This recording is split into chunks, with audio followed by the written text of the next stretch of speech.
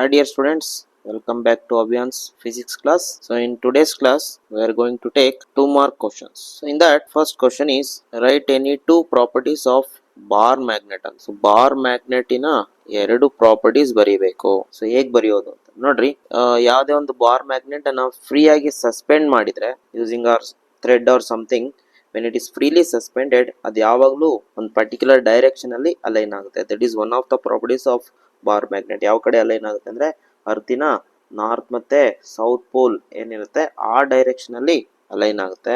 ಅದನ್ನ ಬರೆಯುವಂಥದ್ದು, freely suspended bar magnet align in the north to south, always north to south direction. ಯಾವುದೇ external field ಇಲ್ಲ ಅಂದ್ರೆ ಇದು ಈ ಒಂದು ಪರ್ಟಿಕ್ಯುಲರ್ ಡೈರೆಕ್ಷನ್ ಅಲ್ಲಿ ಅಲೈನ್ ಆಗುತ್ತೆ ಅಂತ.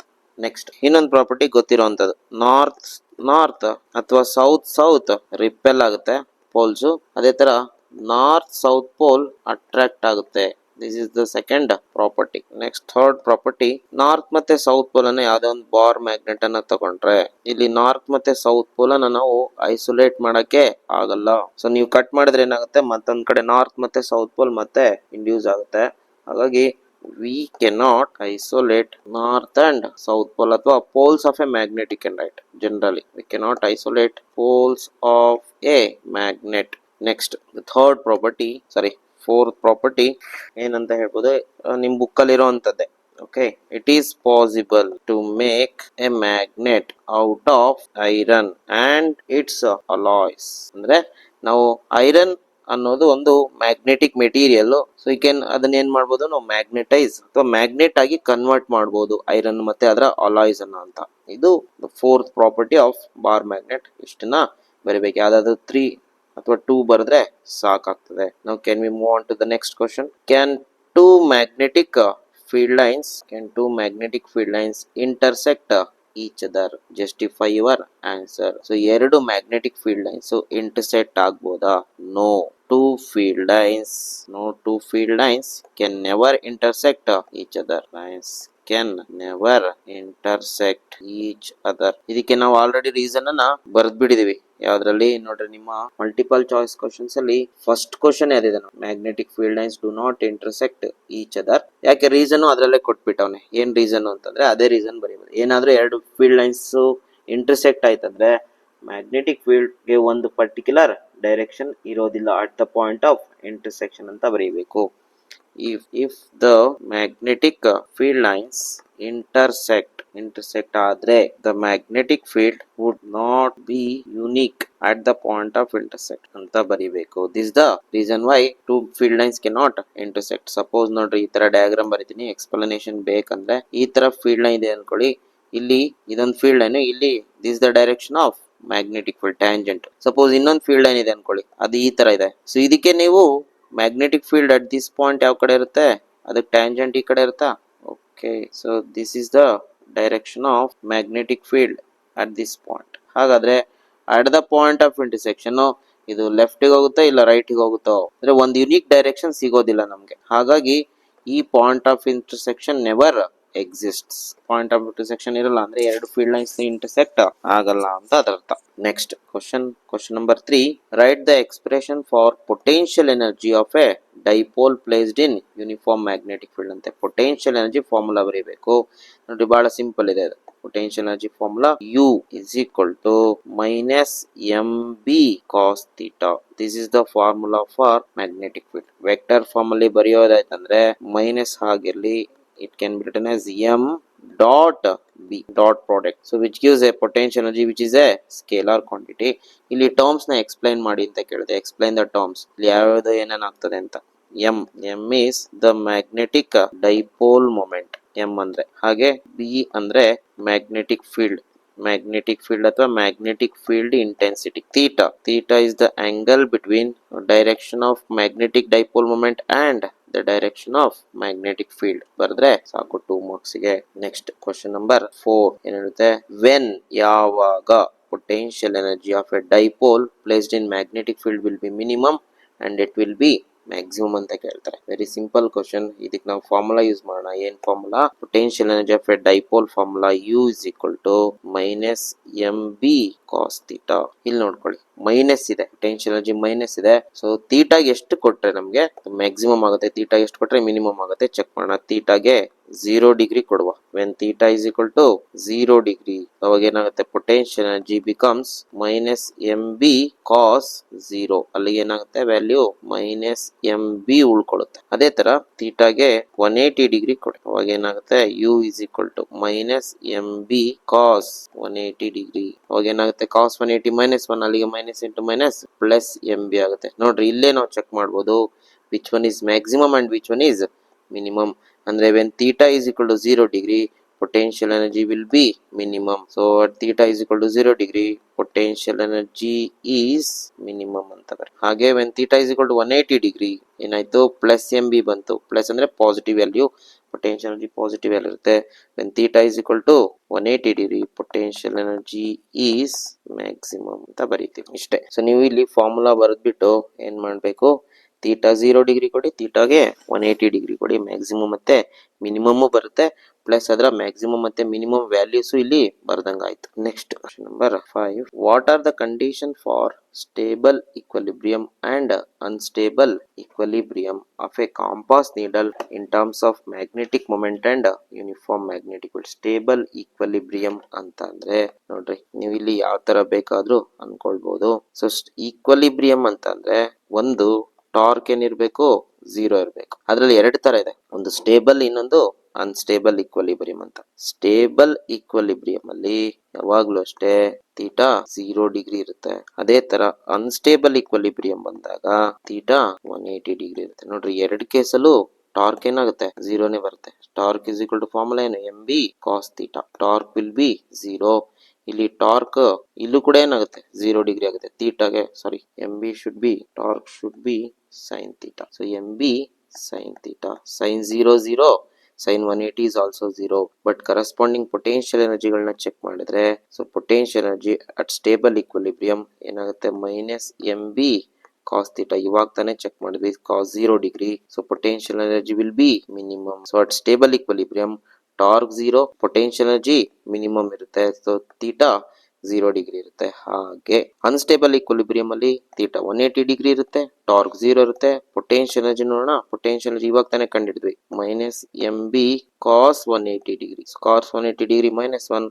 So potential energy will be plus mb. Now this is the condition for unstable equilibrium, where potential energy will be maximum and torque will be 0 and theta will be 180 degree, where theta is the angle between ಯಾವ್ದಾದ್ರ ಮಧ್ಯೆ angle? theta is the angle between, ಇಲ್ಲೇ ಇದೆ ನೋಡ್ರಿ, m ಮತ್ತೆ b ಗಳ ಮಧ್ಯೆ ಇರ್ತಕ್ಕಂಥ angle, direction of m moment and direction of magnetic field. Okay, so ಇಷ್ಟನ್ನ ಬರೀರಿ ನೀವು. ಸೊ ಎಲ್ಲ ಕಂಡೀಷನ್ಸ್ ಹೇಳಿದೀನಿ.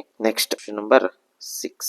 Write the expression for torque on a small magnetic needle in the presence of uniform magnetic field and explain the terms. ಇವಾಗ ತಾನೇ ಹೇಳಿದೆ ಟಾರ್ಕಿನ formula. So formula for torque is tau is equal to, for a magnetic needle ಅಂತ ಕೇಳ್ತಾರೆ. So ಅಲ್ಲಿಗೆ ಏನಾಗುತ್ತೆ? M B sine theta.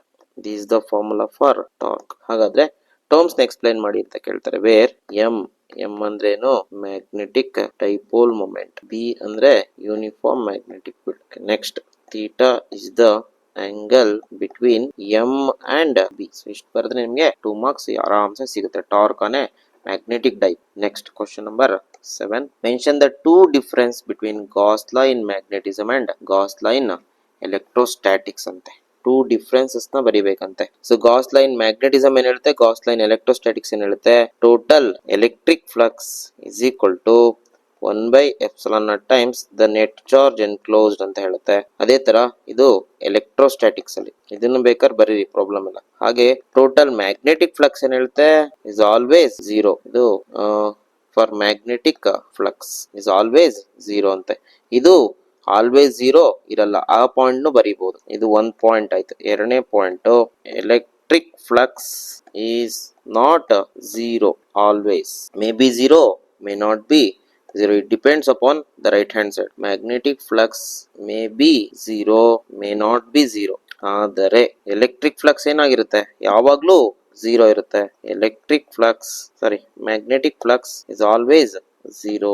ಇದ್ರ ಅರ್ಥ ಏನಂತಂದ್ರೆ ಎಲೆಕ್ಟ್ರಿಕ್ ಫ್ಲಕ್ಸ್ ಮೇ ಬಿ 0 ಅಂತಂದ್ರೆ ಇಲ್ಲೇನಿರ್ಬೇಕು, the area enclosed by equal amount of charges. So ಹೀಗಿರುತ್ತೆ ನೋಡಿ. 0 ಯಾವಾಗಿರುತ್ತೆ ಅಂದ್ರೆ if it contains +3 and -3 dipole ಇರಬೇಕು. ಆದ್ರೆ 0 ಯಾವಾಗಿರಲ್ಲ, ಇಫ್ ಇಟ್ ಕಂಟೈನ್ಸ್ +3 ಅಂಡ್ +8. ಇವಾಗ 0 ಬರಲ್ಲ. ಇದು ಯಾವಾಗ್ಲೂ 0 ಇರುತ್ತೆ ಅಂದ್ರೆ it is always a dipole ಅಂತ.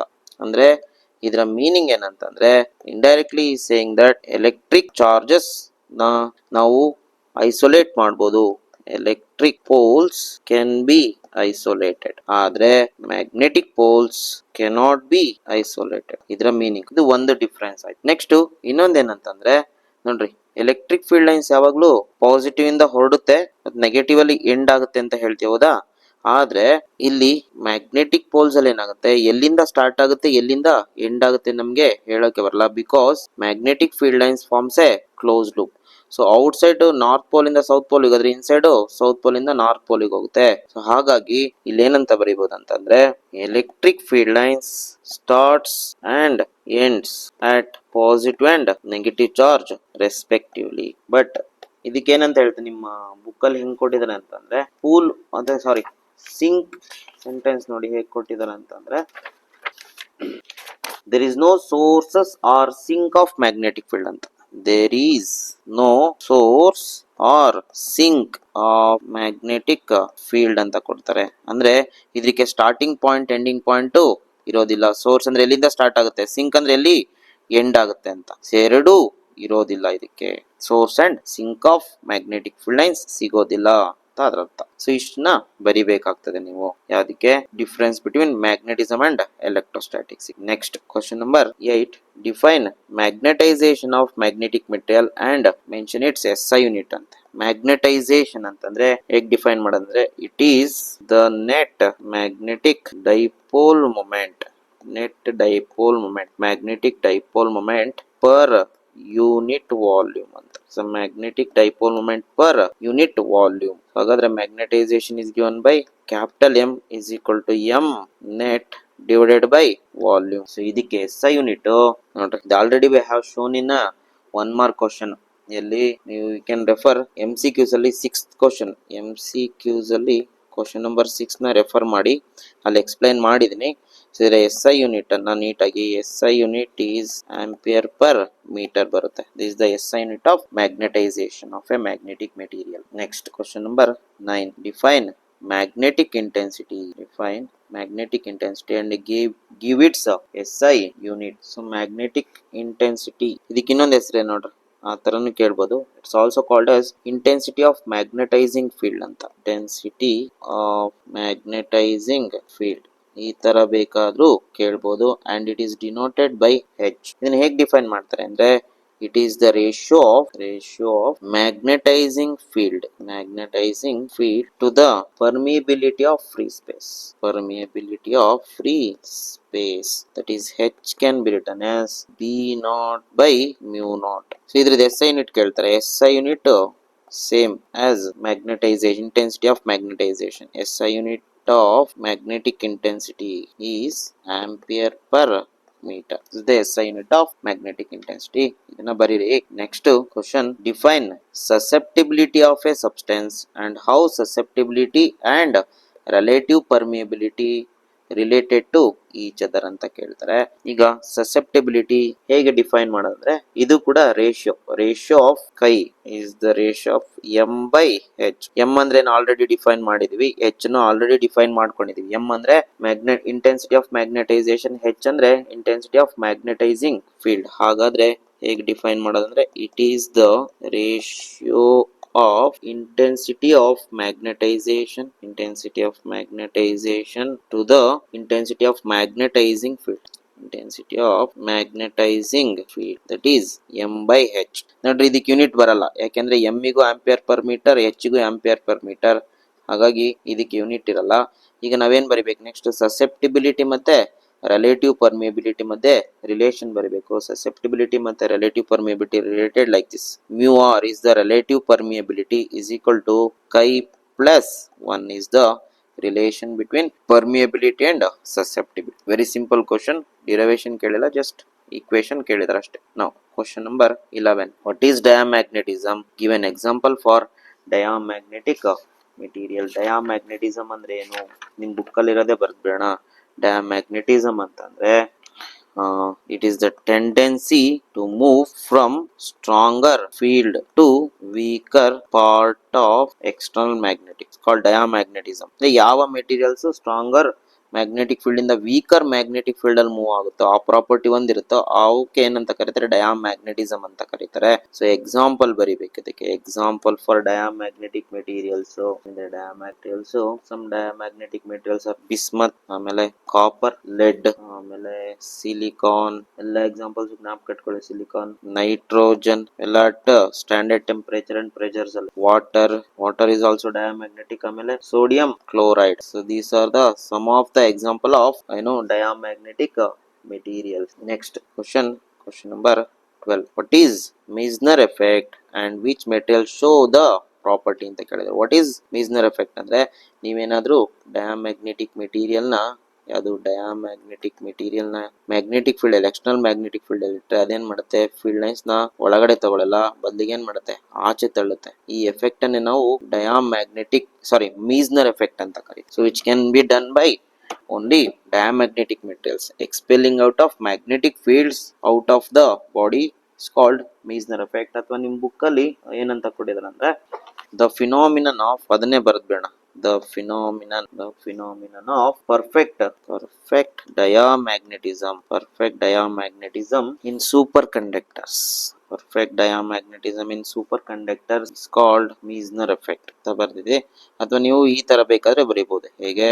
expelling out of a magnetic field lines by the diamagnetic material is called Meissner effect. ಇದಕ್ಕೆ which material shows this property ಅಂತ ಕೇಳಿದ್ರೆ, ಇದಕ್ಕೆ ಯಾವ ತರ ಆನ್ಸರ್ ಬರೆಯೋದು ಅಂದ್ರೆ ಎರಡನ್ನು ಬರೆದ್ ಬಿಡ್ರಿ. ಒಂದೇ ಕನ್ಫ್ಯೂಷನ್ ಏನಂತಂದ್ರೆ, ಯಾವ ತರ ಮೆಟೀರಿಯಲ್ ಅಂತ ಕೇಳಿದ್ರೆ ಡಯಾಮ್ಯಾಗ್ನೆಟಿಕ್ ಅಂತ ಬೇಕಾದ್ರೂ ಬರೀಬಹುದು ಅಥವಾ ಸೂಪರ್ ಕಂಡಕ್ಟರ್ಸ್ ಅಂತ ಬರೀಬಹುದು. ಎರಡನ್ನು ಬರ್ದ್ಬೇಡ. ಡಯಾಮ್ಯಾಗ್ನೆಟಿಕ್ ಅವ್ರು ಯಾವ ಸೆನ್ಸ್ ಅಲ್ಲಿ ಕೇಳಿದಾರೆ ನೋಡ್ಕೊಂಡು ಬರೀಬೇಕು. ಡಯಾಮ್ಯಾಗ್ನೆಟಿಕ್ ಮೆಟೀರಿಯಲ್ ಅಥವಾ ಸೂಪರ್ ಕಂಡಕ್ಟರ್ಸ್. ಆಕ್ಚುಲಿ ನಿಮ್ ಬುಕ್ ಅಲ್ಲಿ ಅದನ್ನ ಎಕ್ಸ್ಪ್ಲೈನ್ ಮಾಡುವಾಗ ಮೀಸ್ನರ್ ಎಫೆಕ್ಟ್ ಎಕ್ಸ್ಪ್ಲೈನ್ ಮಾಡುವಾಗ ಸೂಪರ್ ಕಂಡಕ್ಟರ್ಸ್ ಅಂತ ಹೇಳಿದರೆ, ಹಾಗಾಗಿ ಸೂಪರ್ ಕಂಡಕ್ಟರ್ಸ್ ಇರುತ್ತೆ ಪರ್ಟಿಕ್ಯುಲರ್ಲಿ ಸೂಪರ್ ಕಂಡಕ್ಟರ್ಸ್ ಇಲ್ಲ, generally diamagnetic material shows this Meissner effect ಅಂತ ಬರೀಬಹುದು. Next, which material shows perfect diamagnetism and what is the value of magnetic susceptibility for such substances ಅಂತ. ಯಾವುದು perfect diamagnetism ತೋರಿಸುತ್ತೆ ಅಂತ ಕೇಳಿದ್ರೆ, perfect diamagnetism was shown by super conductors. Answer is super conductors. Super conductors ಅಂದ್ರೆ ಏನಂತಂದ್ರೆ, ಯಾವ್ದೋ ಒಂದು metal ನ ತಗೊಂಡು ಒಂದು ಪರ್ಟಿಕ್ಯುಲರ್ ಟೆಂಪರೇಚರಿನ ಕಡಿಮೆ ಅಂದ್ರೆ ಅದನ್ನ ಕೂಲ್ ಮಾಡಿದ್ರೆ, ಯಾವ್ದೋ ಒಂದು ಪರ್ಟಿಕ್ಯುಲರ್ ಟೆಂಪರೇಚರ್ ಇರುತ್ತೆ, ಅದಕ್ಕಿಂತ ಕೂಲ್ ಮಾಡಿದ್ರೆ ಬಿಲೋ ದ ಟೆಂಪರೇಚರ್ ಅದರ ಕಂಡಕ್ಟಿವಿಟಿ ತುಂಬಾನೇ ಜಾಸ್ತಿ ಆಗುತ್ತೆ. Becomes almost infinite below certain temperature. ಅವಾಗ ಅವನ್ನ ನಾವೇನಂತ ಕರಿತೀವಿ ಅಂದ್ರೆ ಸೂಪರ್ ಕಂಡಕ್ಟರ್ಸ್ ಅಂತ ಕರಿತೀವಿ. ನೋಡ್ರಿ ಹೆಸರು ಹೇಳುತ್ತೆ ಸೂಪರ್ ಕಂಡಕ್ಟರ್ಸ್ ಅಂದ್ರೆ ಅದರ ಕಂಡಕ್ಟಿವಿಟಿ ಮ್ಯಾಕ್ಸಿಮಮ್ ಇರುತ್ತೆ ಅಂತ. ಅವಾಗ ಇದಕ್ಕೇನಾದ್ರು ನೀವು ಮ್ಯಾಗ್ನೆಟಿಕ್ ಫೀಲ್ಡ್ ಅನ್ನ ಅಪ್ಲೈ ಮಾಡಿದ್ರೆ, ಆ ಮ್ಯಾಗ್ನೆಟಿಕ್ ಫೀಲ್ಡ್ ಅದ್ರೊಳಗಡೆ ತಗೊಳ್ಳೋದಿಲ್ಲ, ಅದನ್ನೇನ್ ಮಾಡುತ್ತೆ? ಆಚೆ ತಳ್ಳಕ್ ಸ್ಟಾರ್ಟ್ ಮಾಡುತ್ತೆ. ಇದನ್ನ ನಾವು ಮೀಸ್ನರ್ ಎಫೆಕ್ಟ್ ಅಂತ ಕರೆಯುವಂಥದ್ದು. ಸೊ ಇಂಥ ಸೂಪರ್ ಕಂಡಕ್ಟರ್ಸ್ ನ ಮ್ಯಾಗ್ನೆಟಿಕ್ ಸಸೆಪ್ಟಿಬಿಲಿಟಿ ಎಷ್ಟಿರುತ್ತೆ ಅಂತ ಕೇಳಿದ್ರೆ, ಸಸೆಪ್ಟಿಬಿಲಿಟಿ ಇಂಥ ಸೂಪರ್ ಕಂಡಕ್ಟರ್ಸ್ ಅಂದ್ರೆ ಕೈ ವ್ಯಾಲ್ಯೂ -1 ಮತ್ತೆ ಮ್ಯೂ ಆರ್ ರಿಲೇಟಿವ್ ಪರ್ಮಿಯಬಿಲಿಟಿ 0 ಇರುತ್ತೆ. ಚೆನ್ನಾಗಿ ಜ್ಞಾಪಕ ಇಟ್ಕೊಳ್ಳಿ, ಪರ್ಟಿಕ್ಯುಲರ್ ಆಗಿ ಇದನ್ನೇ ಕೇಳಿದ್ರೆ. So susceptibility -1, relative permeability 0. ಎರಡನ್ನು ಬರ್ದಿನ. ಅವ್ರು ಕೇಳೋದು ಬರೀ ಸಸೆಪ್ಟಿಬಿಲಿಟಿ ಅಷ್ಟೇ, ಕೈ ವ್ಯಾಲ್ಯೂ ಮೀ ವ್ಯಾಲ್ಯೂನು ಅರ್ಥ ಮಾಡ್ಕೊಳ್ಳಿ, ಅದನ್ನು ಕೇಳಿದ್ರೆ ಕೇಳಬಹುದು. Next, what is paramagnetism and give an example for paramagnetic materials. So ಇಲ್ಲೇನಾಗುತ್ತೆ? Paramagnetic substances. ಪ್ಯಾರಾಮ್ಯಾಗ್ನೆಟಿಸಮ್ ಅಂತ ಅಂದ್ರೆ materials which have a tendency to weakly magnetize in the direction of magnetic field, external magnetic field. So they have a tendency to, and they will move from weaker to stronger field region, magnetic field regions. So ಇದನ್ನ ನಾವು ಪ್ಯಾರಾಮ್ಯಾಗ್ನೆಟಿಸಮ್ ಅಂತ ಕರಿತೀವಿ. ಇದಕ್ಕೆ example paramagnetic example aluminium, ಆಮೇಲೆ sodium, ಆಮೇಲೆ calcium, ಆಮೇಲೆ oxygen at STP, copper chloride. So these are the some of the example for paramagnetic material. Next question number 15. Mention any two properties on which paramagnetic susceptibility of a substance depends. And ಯಾವ ಎರಡು factor ಮೇಲೆ particularly paramagnetic substance ನ susceptibility depend ಆಗಿರುತ್ತೆ. ಕೈ of A paramagnetic material depends ಅಂತ ಕೇಳಿದರೆ ಒಂದು definitely material ಮೇಲೆ ಡಿಪೆಂಡ್ ಆಗುತ್ತೆ. ಮೆಟೀರಿಯಲ್ ಪ್ರಾಪರ್ಟಿ ಹೀಗೆ ಬರೀರಿ. ಮೆಟೀರಿಯಲ್ ಪ್ರಾಪರ್ಟಿ ಒಂದು, ಇನ್ನೊಂದು ಟೆಂಪರೇಚರ್ ಮೇಲೆ ಡಿಪೆಂಡ್ ಆಗಿರುತ್ತೆ. So these are the two factors on which chi value depends. So material change ಆದಂಗೆ ಸಸೆಪ್ಟಿಬಿಲಿಟಿ ವ್ಯಾಲ್ಯೂ ಚೇಂಜ್ ಆಗುತ್ತೆ. ಟೆಂಪರೇಚರ್ ಜಾಸ್ತಿ ಆದಂಗೆ ಸಸೆಪ್ಟಿಬಿಲಿಟಿ ಕಡಿಮೆ ಆಗ್ತಾ ಹೋಗುತ್ತೆ. As the temperature increases susceptibility decreases. ಅಲ್ಲಿ ಫ್ಯಾಕ್ಟರ್ಸ್ ಕೇಳಿದ್ರೆ ಎರಡು ಫ್ಯಾಕ್ಟರ್ ಬರೆಯೋದಷ್ಟೇ ಕೆಲಸ. Next question number 16. ಡ್ರಾ ಅಂತ ಕೇಳಿದ್ರೆ ಡ್ರಾ ಮಾಡ್ಬೇಕಂತೆ. Draw the behaviour of magnetic field lines near diamagnetic and paramagnetic. Book ಅಲ್ಲಿ ಹೇಗೆ ಕೊಟ್ಟಿದ್ದಾರೆ ಹಾಗೆ ಬರ್ದ್ಬೇಡ. ಬುಕ್ ಅಲ್ಲಿ ನೀಟಾಗಿ ಕೊಟ್ಟಿದ್ದಾರೆ ಪ್ಯಾರಾಮ್ಯಾಗ್ನೆಟಿಕ್ ಮತ್ತೆ ಇದು ಡಯಾಮ್ಯಾಗ್ನೆಟಿಕ್ ಮತ್ತೆ ಪ್ಯಾರಾಮ್ಯಾಗ್ನೆಟಿಕ್ ಮೆಟೀರಿಯಲ್ದು. ನೋಡ್ರಿ ಫಸ್ಟ್ ಇಲ್ಲೊಂದು ಡಯಾಮ್ಯಾಗ್ನೆಟಿಕ್ ಮೆಟೀರಿಯಲ್ ತಗೊಳ್ಳೋಣ. This is a diamagnetic material. Okay, let me right here. This is a diamagnetic material. ಇದ್ರದ್ದು ಫೀಲ್ಡ್ ಲೈನ್ಸ್ ಬರೆಯುವ. ಫೀಲ್ಡ್ ಲೈನ್ಸ್ ಹೇಗಿರುತ್ತೆ ಅಂತಂದ್ರೆ ನೋಡ್ರಿ, ಒಂದೇ ಒಂದ್ ಲೈನ್ ಒಳಗಡೆ ಹೋಗಿದೆ, ಆಯ್ತಾ. ಒಂದೇ ಒಂದ್ ಲೈನ್ ಒಳಗಡೆ ಹೋಗಿದೆ. ಉಳಿದವೆಲ್ಲ ಫೀಲ್ಡ್ ಲೈನ್ಸ್ ಆಚೆ ಬಂದ್ಬಿಡ್ತವೆ. ಇನ್ನು ಉಳಿದಿದಷ್ಟು ಲೈನ್ ಈ ತರ ಆಚೆ ಕಳಿಸ್ಬಿಡುತ್ತವೆ. ನಿಮ್ ಬುಕ್ ಅಲ್ಲಿ ಹೇಗಿದೆಯೋ ಹಾಗೆ ಬರ್ಕೊಂಡಿದೀನಿ. ಈ ತರ ಬರೀರಿ. ಇದು diamagnetic material. Next if it is a paramagnetic, so maximum field lines ಏನಾಗುತ್ತೆ ಅದ್ರ ಒಳಗಡೆ ಹೋಗ್ಲಿಕ್ಕೆ ಟ್ರೈ ಮಾಡುತ್ತೆ. ಫೀಲ್ಡ್ ಲೈನ್ಸ್ ಹೀಗೆ ನೋಡ್ಸು, ಡೈರೆಕ್ಷನ್ ಬರೀರಿ, ಇಂಟರ್ಸೆಕ್ಟ್ ಮಾಡ್ಬೇಡ್ರಿ. So maximum field lines try to enter to the paramagnetic material. So this is how we can show the magnetic behavior of magnetic field line. Okay, next, what is ferromagnetism and give an example for ferromagnetic materials. So these are the substances in which tendency to magnetize strongly in the direction of magnetic field called ferromagnetism. They always move from weaker to stronger magnetic field region. The example for ferromagnetic materials alnico, ಆಮೇಲೆ alloys of iron, ಆಮೇಲೆ aluminium, ಕಲ್, cobalt, ಆಲ್ನಿಕೋ ಅದೇ copper, ಆಮೇಲೆ soft iron are the example of ferromagnetic substance. Next question number 18. Write any two difference between paramagnetic and ferromagnetic substances. So para ಮತ್ತೆ ferromagnetic substances ಇದು ಬರಿಬೇಕು ನೋಡ್ರಿ. ಈ ತರ ಬರೆದ್ಬಿಟ್ರೆ ಸಿಂಪಲ್ ಆಗಿ ಬರ್ಕೊಂಡ್ಬೇಡ. ಎನಿ ಟು ಡಿಫರೆನ್ಸ್ ಸಸೆಪ್ಟಿಬಿಲಿಟಿ ಅಂತ ಬರೆದ್ಬಿಟ್ಟು ವರ್ಡ್ಸ್ ಅಲ್ಲೇ ಬರೀರಿ ಸಸೆಪ್ಟಿಬಿಲಿಟಿ. ಓಕೆ, ಒಂದ್ ಕೆಲಸ ಮಾಡೋಣ. ಫಸ್ಟ್ ಮೇಲ್ಗಡೆ ಪ್ಯಾರಾನೋ ಬರ್ಕೊಂಡ್ಬೇಡ. ಇದು ಪ್ಯಾರಾಮ್ಯಾಗ್ನೆಟಿಕ್, ಇದು ಫೆರೋಮ್ಯಾಗ್ನೆಟಿಕ್. ಡಿಫರೆನ್ಸ್ ಬರೀತಾ ಹೋಗೋಣ. ಈಗ ಒಂದು ಸಸೆಪ್ಟಿಬಿಲಿಟಿ ಕೈ ವ್ಯಾಲ್ಯೂ ಇದಕ್ಕೆ ಎಷ್ಟಿರುತ್ತೆ ಅಂತ ಬರೆಯೋದು. ಸೊ ಇದಕ್ಕೆ ನೋಡ್ರಿ, susceptibility is less than epsilon naught and greater than 0 ಇರುತ್ತೆ. ಫೆರೋಮ್ಯಾಗ್ನೆಟಿಕ್ ಗೆ susceptibility is very much greater than 1 ಇರುತ್ತೆ. ಹೀಗೆ ಬರೀರಿ. ಮತ್ತೆ ಬಹಳ ಸಿಂಪಲ್ ಇದೆ ನೋಡ್ರಿ. ಹಾಗೆ relative permeability mu r less than 1 plus e ಇರುತ್ತೆ. ಇದಕ್ಕೆ ಗ್ರೇಟರ್ ದೆನ್ 1 ಇರುತ್ತೆ. ಇದಕ್ಕೆ relative permeability mu r much greater than 1 ಇರುತ್ತೆ. ಹಾಗೆ ಮೂರನೇದು permittivity mu greater than mu naught ಇರುತ್ತೆ. ಬಟ್ ಇದರಲ್ಲಿ much greater than mu naught ಇರುತ್ತೆ. ಸೊ ಈ ಮೂರು ಡಿಫರೆನ್ಸ್ ನ ಇದೇ ತರನೇ ಬರೀರಿ. ಇಲ್ಲಿ ನೇಮ್ ಬರೀಬೇಕು. ಆಕ್ಚುಲಿ ನಾನು ಬರ್ದಿಲ್ಲ ಇಲ್ಲಿ. ರಿಲೇಟಿವ್ ಪರ್ಮಿಯಬಿಲಿಟಿ ಅಂತ ಬರ್ದೇ ಬರೀಬೇಕು. ಇಲ್ಲಿ permeability of A given medium ಅಂತ ಪರ್ಮಿಯಬಿಲಿಟಿ ಅಂತಾನೆ ಬರೀರಿ. ಹೆಸರು ಬರ್ದು ಈ ತರ ಬರೀರಿ ಸಾಕು. ಇಷ್ಟು ಮೂರು ಡಿಫರೆನ್ಸ್, ಇನ್ನು ಹೆಚ್ಚು ಹೇಳಕ್ ಹೋಗ್ಬಾರ್ದು. ಪ್ಯಾರಾಮ್ಯಾಗ್ನೆಟಿಕ್, ಫೆರೋಮ್ಯಾಗ್ನೆಟಿಕ್ ಇಷ್ಟೇ ಸಾಕು ಬರೆದ್ರೆ. Next question number 19. What are domains and what happens to the domain structure at low temperature. Domain ಅಂತ ಅಂದ್ರೆ, ಸೊ ಡೊಮೈನ್ ಅನ್ನೋದು ಒಂದು ಫೆರೋಮ್ಯಾಗ್ನೆಟಿಕ್ ಅಲ್ಲಿ ಬರುವಂತದ್ದು. ಫೆರೋಮ್ಯಾಗ್ನೆಟಿಕ್ ಸಬ್ಸ್ಟೆನ್ಸಸ್ ಅಲ್ಲಿ ಏನಾಗುತ್ತೆ, ಅಟ್ ಎ ನಾರ್ಮಲ್ ಟೆಂಪರೇಚರ್ ಈ ಮ್ಯಾಗ್ನೆಟಿಕ್ ಮೂಮೆಂಟ್ಸ್ ಎಲ್ಲ ಒಂದೊಂದು ರೀಜನ್ ಅಲ್ಲೇ ಅಲೈನ್ ಆಗುತ್ತೆ. ಈ ತರ ಇವೆಲ್ಲ ಒಂದ್ ಕಡೆ ಇರುತ್ತೆ. ಇದರ ಮ್ಯಾಗ್ನೆಟಿಕ್ ಮೂಮೆಂಟ್ ಈ ತರ ಇರುತ್ತೆ. ಇವೆಲ್ಲ ಒಂದ್ ಕಡೆ, ಇದೊಂದು ಗ್ರೂಪ್, ಇಲ್ಲಿ ಒಂದ್ ಗ್ರೂಪ್ ಇರುತ್ತೆ. ಅವುಗಳ ಮ್ಯಾಗ್ನೆಟಿಕ್ ಮೂಮೆಂಟ್ಸ್ ಈ ತರ ಇರುತ್ತೆ. ಗ್ರೂಪ್ ಮಾಡ್ಕೊಳ್ತವೆ. ಈ ಗ್ರೂಪ್ ಗಳನ್ನ ನಾವು ಏನಂತ ಕರಿತೀವಿ, ಡೊಮೈನ್ಸ್ ಅಂತ ಕರಿತೀವಿ. ಈ ಗ್ರೂಪ್ ಅಲ್ಲಿ ನೋಡ್ರಿ ಈ ತರ ಅಲೈನ್ ಆಗಿರುತ್ತೆ. ಇದೊಂದು ಗ್ರೂಪ್ ಆಫ್ ಮೊಮೆಂಟ್ಸ್. ಈ ಒಂದು ಪರ್ಟಿಕ್ಯುಲರ್ ಗ್ರೂಪ್ ಅನ್ನ ನಾವು ಡೊಮೈನ್ಸ್ ಅಂತ ಕರಿತೀವಿ. ಇದು ಆಗುವಂತದ್ದು ನಮಗೆ ಫೆರೋಮ್ಯಾಗ್ನೆಟಿಕ್ ಸಬ್ಸ್ಟೆನ್ಸಸ್ ಅಲ್ಲಿ ಮಾತ್ರ. ಮತ್ತೆ ಈ ಡೊಮೈನ್ ಸ್ಟ್ರಕ್ಚರ್ ಏನಾಗುತ್ತೆ ಅಟ್ ಲಾರ್ ಟೆಂಪರೇಚರ್ ಅಂದ್ರೆ domain structure will be collapsed at very large temperature, disintegrate. Okay, ಈಗ ಇದಕ್ಕೆ ಪ್ರಾಪರ್ ಸೆಂಟೆನ್ಸ್ ಬರೀಬೇಕು. ಏನಂತ ಬರೆಯೋಣ ಅಂತಂದ್ರೆ ಈ ತರ ಬರೀತೀನಿ ನೋಡ್ರಿ. The individual atoms in a ferromagnetic material interact with one another in such a way that they spontaneously nothing but without any external agent align themselves in a common direction over a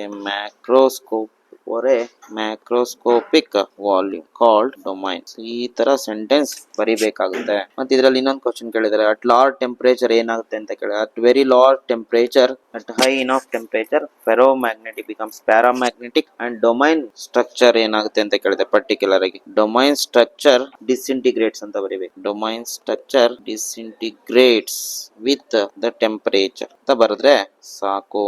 ಈ sentence ನ ಬರೀರಿ. The next question is what are hard ferromagnets? Given example ಅಂತ.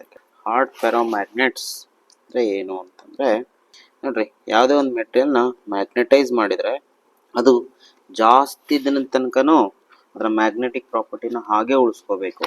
ಅದನ್ನ ನಾವು hard ಫೆರೋಮ್ಯಾಗ್ನೆಟ್ಸ್ ಅಂತ ಕರಿತೀವಿ.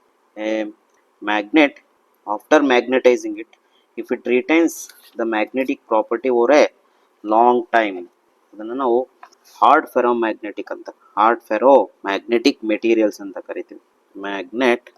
Magnetic materials which retain their magnetic property over a long period of time are called hard ferromagnets. Example ನೋಡಿ, hard ಫೆರೋಮ್ಯಾಗ್ನೆಟ್ಸ್ಗೆ examples alnico, ಆಮೇಲೆ alloys of iron, ಹೀಗೆ ಕೆಲವೊಂದು ಎಕ್ಸಾಂಪಲ್ಸು ಹಾರ್ಡ್ ಫೆರೋಮ್ಯಾಗ್ನೆಟ್ಸ್ಗೆ ಇರ್ತದೆ. Next question number 21, what are soft ferromagnets given example ಅಂತೆ. Soft ferromagnets ಅಂದ್ರೇನು, example ಕೊಡಿ ಅಂತ ಕೇಳ್ತಾರೆ. ಸಾಫ್ಟ್ ಫೆರೋಮ್ಯಾಗ್ನೆಟ್ಸ್ ಏನಾಗುತ್ತೆ, ಬೇಗ ಡಿಮ್ಯಾಗ್ನೆಟೈಸ್ ಆಗೋಗ್ಬಿಡುತ್ತೆ. ಅಂದರೆ ಮ್ಯಾಗ್ನೆಟಿಕ್ ಎಕ್ಸ್ಟರ್ನಲ್ ಮ್ಯಾಗ್ನೆಟಿಕ್ ಫೀಲ್ಡ್ ಇದ್ರೆ ಆ ಮೆಟಲ್ ಮ್ಯಾಗ್ನೆಟೈಸ್ ಆಗಿರುತ್ತೆ, ಇಲ್ಲಾಂದ್ರೆ ಏನಾಗುತ್ತೆ ತಕ್ಷಣ ಡಿಮ್ಯಾಗ್ನೆಟೈಸ್ ಆಗ್ಬಿಡುತ್ತೆ. ಅಂತ ಮೆಟೀರಿಯಲ್ ನಾವು ಸಾಫ್ಟ್ ಫೆರೋಮ್ಯಾಗ್ನೆಟಿಕ್ ಮೆಟೀರಿಯಲ್ಸ್ ಅಂತ ಕರಿತೀವಿ. ಅದಕ್ಕೆ examples soft iron is A best example for soft ferromagnetic material.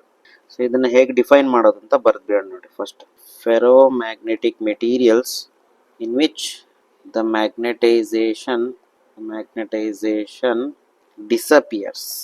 magnetization disappears on removal of the external field. It's called soft ferromagnets. Example for soft ferromagnetic metal is soft iron.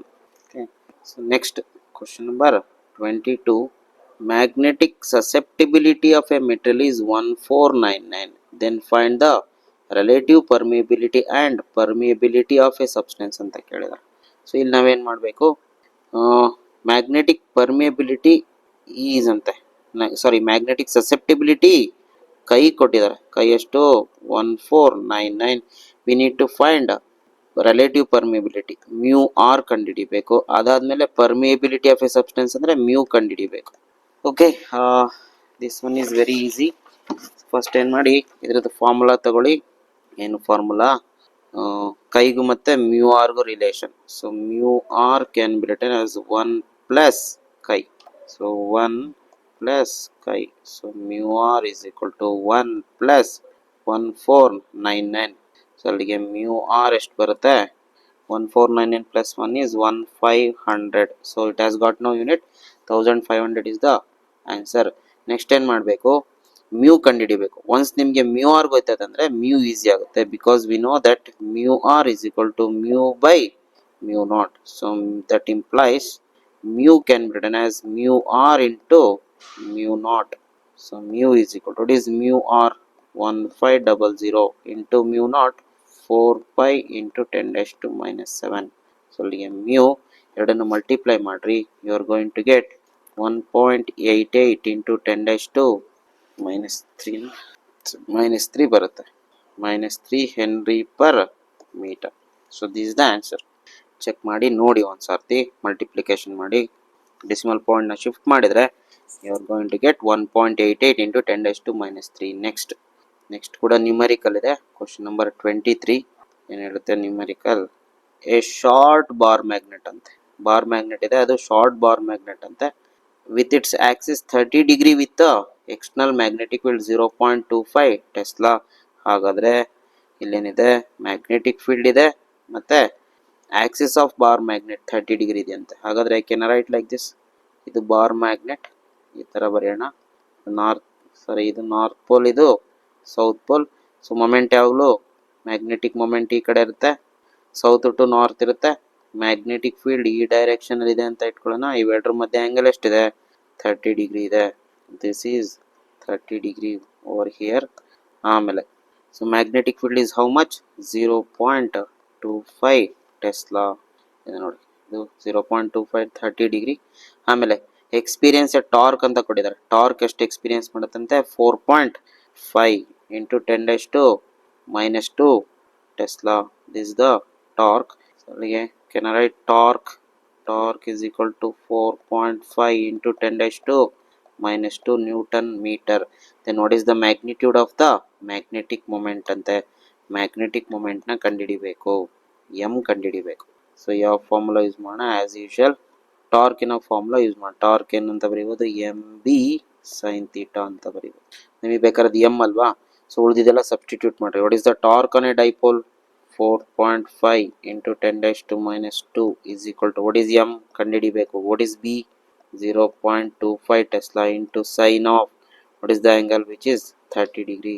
So ನೀವು ಇದೆಲ್ಲ substitute ಮಾಡಿ calculate ಮಾಡಿದ್ರೆ finally you are going to get 0.36 joule per tesla ಬರುತ್ತೆ. So this is the answer. Next question number 24. A short bar magnet, again bar magnet ಮೇಲೆ question. Moment ಎಷ್ಟು ಕೊಟ್ಟಿದ್ದಾರೆ? 0.32 joule per tesla placed in a magnetic field 0.15 Tesla.